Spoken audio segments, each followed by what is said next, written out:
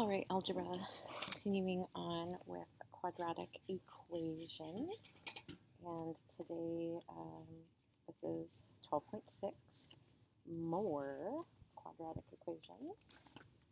So you have three choices when you are solving quadratic equations, okay?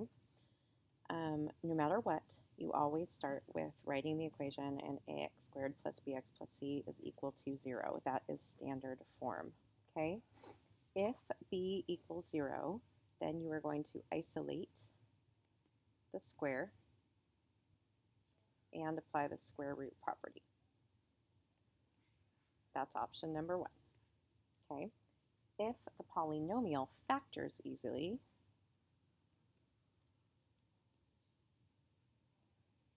then you're going to solve the equation by factoring. That's option number 2. Then option number 3 is to use the quadratic formula that we worked on before, which is x is equal to negative b plus or minus the square root of b squared minus 4ac all over 2a. Okay? Now, when the quadratic formula is used, the value of the radicand determines the number and the type of solutions to the equations. This value, which is d, is equal to b squared minus 4ac, is called the discriminant, okay? This table right here describes the number and type of real number solutions to ax squared plus bx plus c is equal to 0 when a, b, and c are rational numbers. Okay, so when the discriminant again is equal to b squared minus 4ac. If d is greater than 0 and it is a perfect square, there will be two rational solutions, okay? If d is greater than 0 but is not a perfect square, there will be two irrational solutions. If d is equal to 0, there will be one rational solution. And if d is negative, if d is less than 0, there will be no real solutions. So example number 1 says evaluate the discriminant and describe the solutions. So just so we have it in front of us, the discriminant is equal to b squared minus 4ac. So in example number 1, in A, we have x squared plus 5x minus 7 is equal to 0. So let's identify what we're working with here. So A is 1, B is 5, and C is negative 7, okay? So let's figure out what the value is of the discriminant. D is equal to b squared minus 4ac. So D is equal to 5 squared minus 4 times A times C, okay? So 25 minus 4 times negative 7. So 25 minus negative 28. So D is equal to 25 plus 28, which is 53. Scroll back, take a look at your table. D is greater than 0, so we're either looking here or here, okay? But is 53 a perfect square? No, it is not. So we will end up with two irrational solutions. That's what it means to describe the solution. So D is 53, and we will end up with, if we went ahead and solved this, there would be two irrational solutions for x. Okay, how about b? X squared is equal to 156 minus x. We need to put that into standard form first.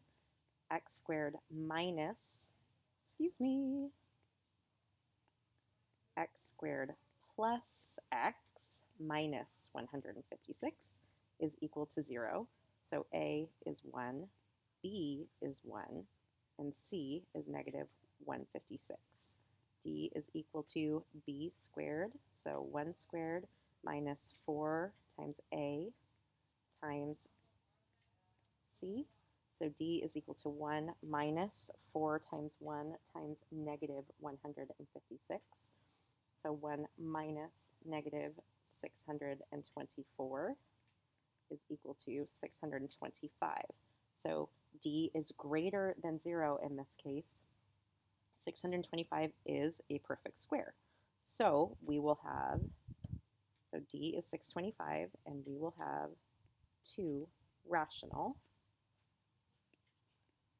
solutions based on our chart. Okay? C, 3x squared plus 5x is equal to negative 9. We have to put that into standard form. 3x squared plus 5x plus 9 is equal to 0. A is equal to 3, B is equal to 5, C is equal to 9. D is equal to B squared, 5 squared minus 4 times A times C. 25 minus 4 times 3 times 9 is 108.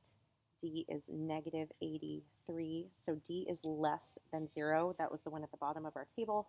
There are no real solutions if D is negative. Okay.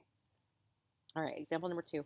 Write a quadratic equation in standard form with the given solutions. So we are reversing the steps used to solve a quadratic equation here. So in A, we're told that x can be 5 or negative 7, which means x minus 5 is equal to 0, or x plus 7 is equal to 0. Okay? So that is x minus 5 times x plus 7 is equal to 0. Okay? Factor with FOIL gives us x squared minus 5x plus 7x minus 35 is equal to 0. That's x squared plus 2x minus 35 is equal to 0. All right, so for part B, to write a quadratic equation in standard form, we're first going to write each solution as a linear equation. So, whoops, have my eraser on. So x is equal to 2/3, or x is equal to negative 1/4. Okay, now we need to clear our fractions, which means we're going to multiply by 3 here, and we're going to multiply by 4 here. That gives us 3x is equal to 2 over here, and 4x is equal to negative 1 over here. Okay. Set each equation equal to 0 by subtracting 2 on this side. So 3x minus 2 is equal to 0, and add 1 on both sides over here. So 4x plus 1 is equal to 0. That is looking much more like standard form here now, isn't it? So now we know 3x minus 2 is equal to 0, and 4x plus 1 is equal to 0. So 3x minus 2 times 4x plus 1 is equal to 0. FOIL this, okay?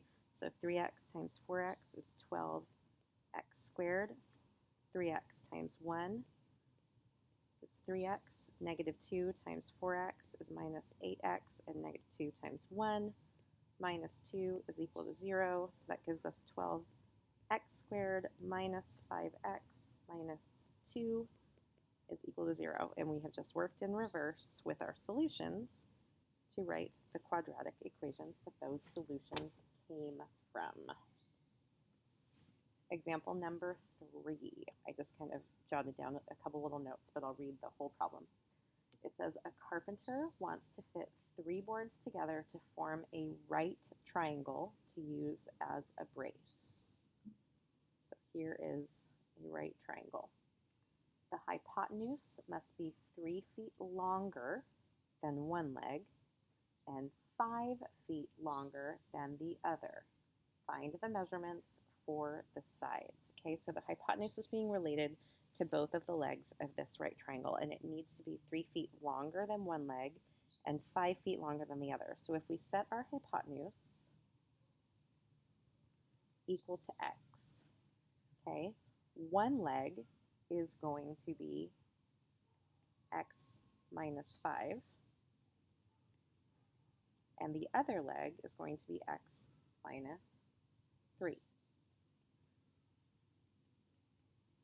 Because the hypotenuse needs to be 3 feet longer than one and 5 feet longer than the other.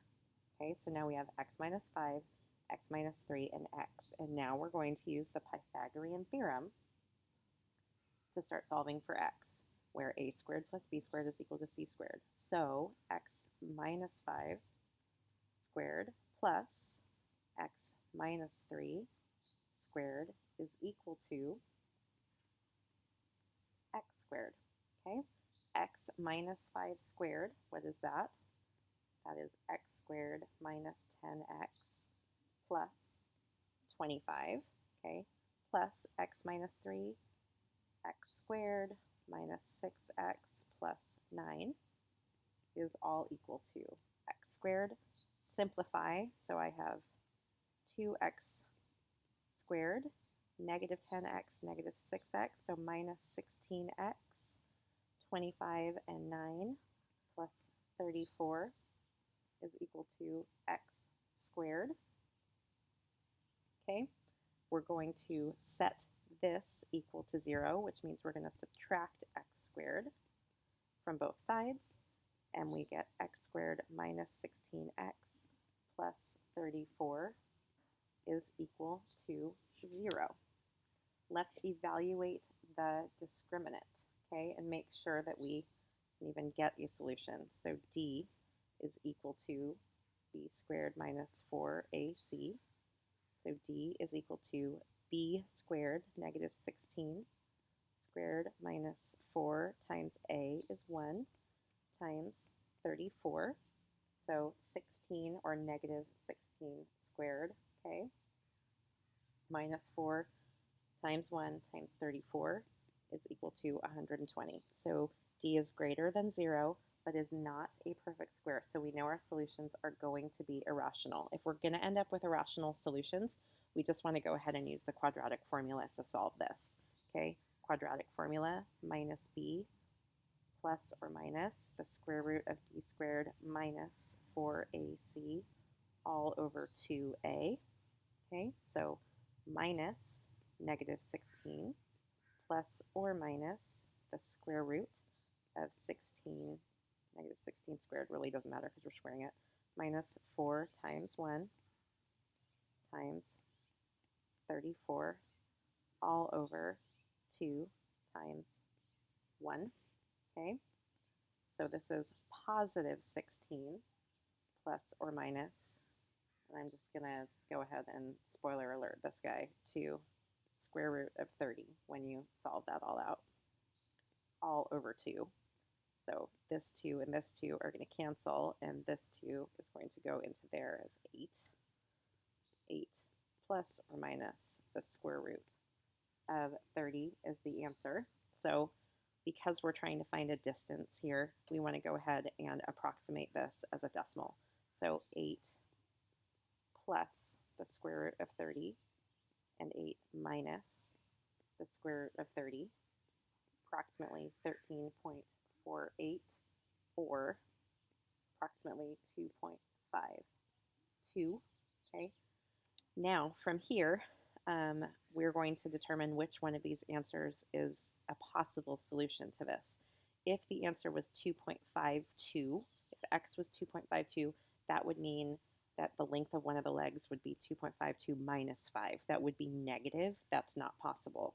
So we know that's not the solution. So x is equal to approximately 13.48.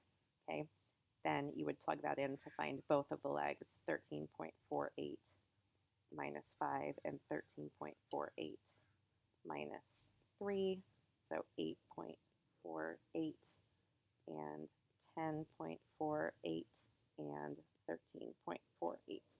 There are all of the lengths of the sides of the triangle for the carpet.